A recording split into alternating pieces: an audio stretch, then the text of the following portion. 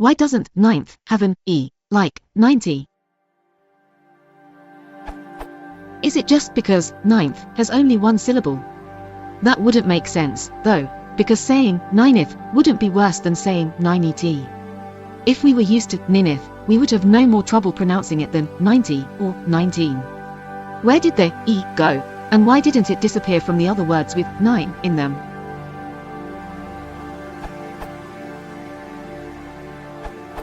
The only thing I can find that sort of covers this is in the wiki for ordinal indicator. It explains how to write them, but not why they are pronounced that way.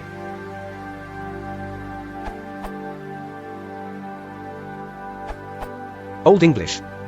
The Old English spellings for the number 9 were nigan or nigan, see Dutch negen, actually written ni, oea-n, with the Old Irish g. For instance, in The Coronation of Edgar, the Peaceful, a poem from the Anglo-Saxon Chronicles, composed at the end of the 9th century, one can read: Oe, on him Edmund Ephora Haften nigan und XX parade, and Edmund's offspring had 9 and 20 years. Derived from nigan, you would find typically nigan hund equals 900, nigan tig equals 90, and nigani equals ninth. It is probably fair to assume that the gan part was unstressed, and this explains why there are at least 3 variants nigan, and nigan. The vowel of the second syllable was not pronounced distinctly and gradually faded away. Middle English. Actually, the Middle English spelling shows that it disappeared pretty quickly. Here are a few spellings from Middle English.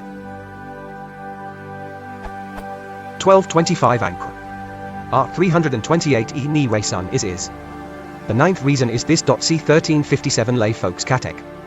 232 the named is, that we not ye in our nectar house. The 9th commandment is that we not covet our neighbor's house. In 9 you need the final E to suggest a pronunciation of nan as opposed to nin. Just as in wine, won vs win. So that the final E could not disappear. Modern English. As for 9th, however, it looks like the spellings nineth and 9th competed for a while, and that 9th eventually prevailed. I don't think there's any rhyme in English that would justify the expense of an extra E, the role of which would be to avoid the confusion between nineth name and 9th nin. Here is an example of nineth in modern English. 1688 R. Holme Armory 3. 191 The Knights of St. Stephen instituted in honor of Pope Stephen the Nineth.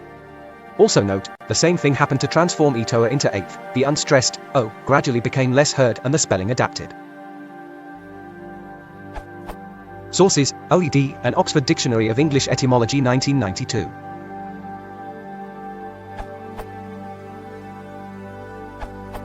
I think this will solve your question. I found it in the book Vocabulary for the High School Student by Harold Levine. Attaching suffixes to words ending in silent UN, you add a suffix to a word ending in silent E. What happens to the E? Is it kept or dropped? Here are the rules. Rule 1. Drop silent E if the suffix begins with a vowel. Examples: blame plus able equals blamable, secure plus ity equals security, innovate plus or equals innovator. Exception A. If the word ends in C or G, and the suffix begins with a or O, keep the E. Examples: service plus able equals serviceable, courage plus S equals courageous. Exception B. Acreage, mileage, singeing, canoeing, hoeing, shoeing. Rule 2. Keep silent E if the suffix begins with a consonant. Examples: hope plus full equals hopeful, profuse plus ly equals profusely, postpone plus meant equals postponement. Exceptions: argument, awful, duly, truly, holy. 9th.